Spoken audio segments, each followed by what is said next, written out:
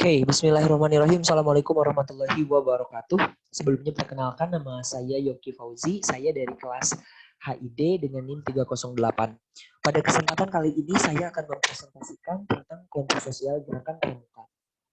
Gerakan Pramuka merupakan singkatan dari Praja Muda Karana yang artinya kumpulan anak-anak muda berkarya. Latar belakang didirikannya Gerakan Pramuka, di mana pada waktu itu tepatnya tahun 1907, di Inggris itu terjadi kriminal dan terjadi kekerasan yang melibatkan anak muda. Sehingga Baden Powell merasa harus membentuk suatu wadah untuk menaungi anak muda agar tidak terlibat dan terjerumus ke dalam hal demikian, namun mereka itu fokus di dalam berkarya. Sehingga lahirlah Gerakan Pramuka dengan tujuan didirikannya untuk mewadahi anak muda berkarya. Tempat didirikannya bertempat di London, Inggris, dan di Indonesia juga pernah didirikannya oleh Sultan Hamengkubuwono IX, tepatnya pada tahun 1961. Sosial politik Gerakan Pramuka sebelum kemerdekaan dan sesudah. Sebelum kemerdekaan namanya Gerakan Kepanduan, belum ada Gerakan Pramuka. Pada waktu itu banyak sekali gerakan kepanduan. Ada juga yang diinisiasi oleh Belanda. Namun setelah kemerdekaan, Sultan Hamengkubuwono IX memprakarsai bahwasannya dibentuklah suatu gerakan yang mana gerakan tersebut gabungan dari gerakan kepanduan membentuk suatu gerakan yaitu Gerakan Pramuka. Sehingga lahirlah Gerakan Pramuka di Indonesia pada tanggal 20 Mei tahun 1961. Kemudian tempat berdirinya di London, kalau tingkat internasional di London, Inggris, dan di Indonesia juga pernah berdiri. Nah, aspek kepemimpinan Gerakan Pramuka. Pendiri Gerakan Pramuka tingkatan dunia yaitu Sir Robert Stephenson Smith Baden-Powell, sedangkan pendiri Gerakan Pramuka di Indonesia adalah Sri Sultan Hamengkubuwono IX yang dikenal sebagai Bapak Pramuka Indonesia sampai sekarang, di mana beliau merintis dan mendirikan Gerakan Pramuka pada tanggal 20 Mei tahun 1961. Kriteria pendidikan Gerakan Pramuka, pemimpin Gerakan Pramuka itu tergantung dari tingkatannya, teman-teman. Kalau kita melihat dari tingkatan daerah, kalau melihat dari tingkatan wilayah, instansi biasanya kalau sekolah itu dipimpin langsung oleh kepala sekolah yang berperan sebagai mabigus. Kalau di tingkat kecamatan ataupun ranting itu dipimpinnya langsung oleh camat sebagai mabiran.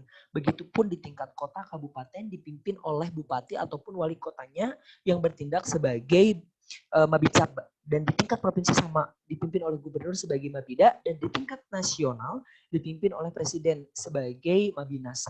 Tapi itu tergantung juga kembali pada tingkatannya. Kalau tadi berbicara pemimpin di tingkat instansi, kalau berbicara di tingkat penegak pandega, golongan-golongan seperti itu, maka biasanya itu tergantung dari anggotanya sendiri.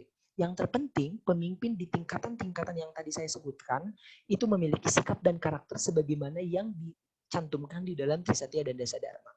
Sistem nilai dan gaya kepemimpinan Gerakan Pramuka itu karismatik, penyayang, disiplin, dan tegas. Disiplin untuk menyayangi namun diiringi dengan ketegasan. Karena Gerakan Pramuka lahir tentunya untuk menginspirasi anak muda agar mereka itu berkarya.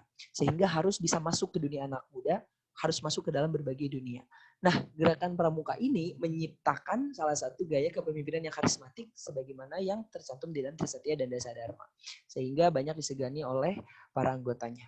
Nah, ini gambar perintis untuk tingkat nasional ini Sultan Hamengkubuwono IX, dan untuk tingkatan dunia ini Sir Robert Smith Baden-Powell. Oke. Next, sistem nilai Gerakan Pramuka. Yang menjadi hal terpenting di dalam Gerakan Pramuka adalah menjaga kode etika kehormatan Gerakan Pramuka. Apa itu? Trisatya dan Dasa Dharma. Segala sesuatu Gerakan Pramuka itu dalam berjalan dan melakukan tindakannya dalam menjalankan hal-hal apapun, itu semuanya mengacu kepada kode kehormatan Trisatya dan Dasa Dharma, karena itu menjadi sistem nilai di dalam Gerakan Pramuka. Kegiatan rutin Gerakan Pramuka banyak banget, teman-teman. Sebetulnya tidak bisa saya sebutkan satu persatu. Namun ada beberapa yang akan saya sebutkan. Seperti contoh latihan mingguan, kemudian kemah tahunan, Jambore Raimuna, Transaka, Gema Ramadan, dan Wirakarya. Jambore ini merupakan salah satu event bagi anak-anak pramuka untuk bersenang-senang, bermain-main.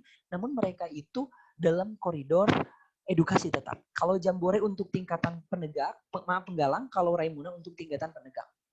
Oke, next. Kemudian Gema Ramadan ini merupakan salah satu hal dalam perlombaan bidang keagamaan. Kalau Wirakarya itu semacam FLS 2N ataupun lomba seni dalam bidang kepramukaan, tapi khusus diselenggarakan oleh anak-anak pramuka. Nah, kemudian pengikut setia Gerakan Pramuka.